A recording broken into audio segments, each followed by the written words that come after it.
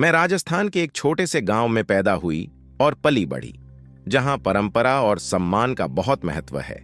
बचपन में मैं अपने माता पिता की आंखों का तारा थी, खासकर अपने पिता की।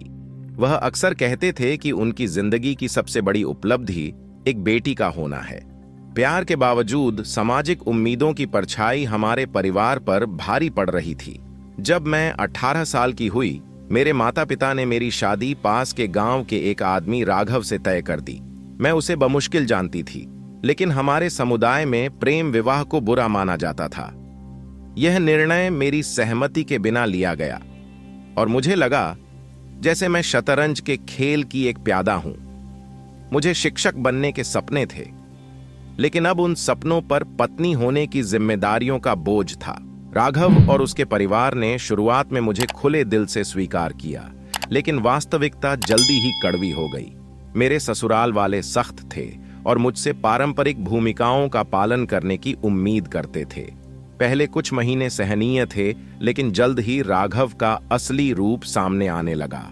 वह नियंत्रण करने वाला और भावनात्मक और शारीरिक रूप से अपमानजनक था। मैं एक पिंजरे में फंस गई थी जिससे निकलने का कोई रास्ता नहीं था। मेरे माता पिता मेरी तकलीफ से अनजान मानते थे कि मैं एक खुशहाल जीवन जी रही हूं। उन्हें गर्व था कि उनकी बेटी ने अपने नए परिवार में अच्छी तरह से समायोजन कर लिया है। मैं उन्हें सच बताना चाहती थी, लेकिन डर और शर्म ने मुझे रोक रखा। हमारी संस्कृति में शादी के बाद किसी महिला का अपने माता पिता के घर लौटना अपमानजनक माना जाता है। मुझे सहना और समायोजित करना था, चाहे हालात कितने भी कठोर क्यों न हो। एक रात अत्याचार चरम पर पहुंच गया। राघव ने नशे में मुझे इतनी जोर से मारा कि मैं बेहोश हो गई। जब मैं होश में आई तो मैं एक अस्पताल के बिस्तर पर थी, अपरिचित चेहरों से घिरी हुई। डॉक्टरों ने मेरी चोटों का इलाज किया और बताया कि मैं जीवित रहने के लिए भाग्यशाली हूं। तब मैंने फैसला किया कि अब बहुत हो चुका।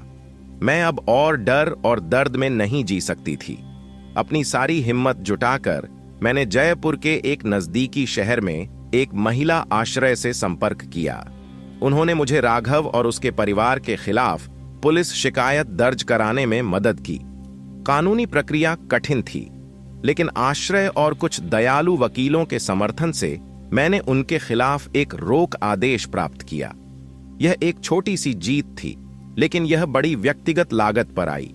मेरे कार्यों की खबर हमारे गांव में जंगल की आग की तरह फैल गई। मेरे माता पिता तबाह हो गए और यह मानने से इनकार कर दिया कि उनके दामाद इतने क्रूर हो सकते हैं। उन्होंने परिवार की बदनामी के लिए मुझे दोषी ठहराया। मेरी मां, जो कभी मुझसे बहुत प्यार करती थी, अब मुझे तिरस्कार की नजर से देखती थी। मेरे पिता, मेरे हीरो, ने सार्वजनिक रूप से मुझे त्याग दिया। उन्होंने मुझसे मामले को वापस लेने और राघव के पास लौटने का आग्रह किया, लेकिन मैंने अपने फैसले पर दृढ़ता से कायम रही। बेघर और परित्यक्त मैं महिला आश्रय में रही, जहां मुझे एक तरह की अपनत्व और समर्थन मिला। वहां मैंने अन्य महिलाओं से मुलाकात की जिन्होंने समान कष्टों का सामना किया था, और साथ मिलकर हमने अपनी जिंदगियों को फिर से बनाना शुरू किया। आश्रय की मदद से मैंने एक शिक्षक प्रशिक्षण कार्यक्रम में दाखिला लिया और अंततः एक स्थानीय स्कूल में नौकरी पाली। यह आसान नहीं था, लेकिन यह स्वतंत्रता और आत्मसम्मान की ओर एक कदम था।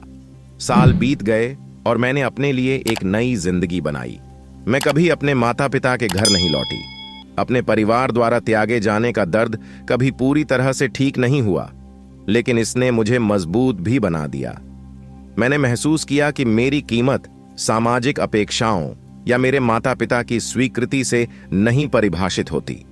मैंने खुद को और अपनी खुशी को सबसे ऊपर महत्व देना सीखा। आज मैं एक संगठन चलाती हूं जो घरेलू हिंसा की शिकार महिलाओं की मदद करता है।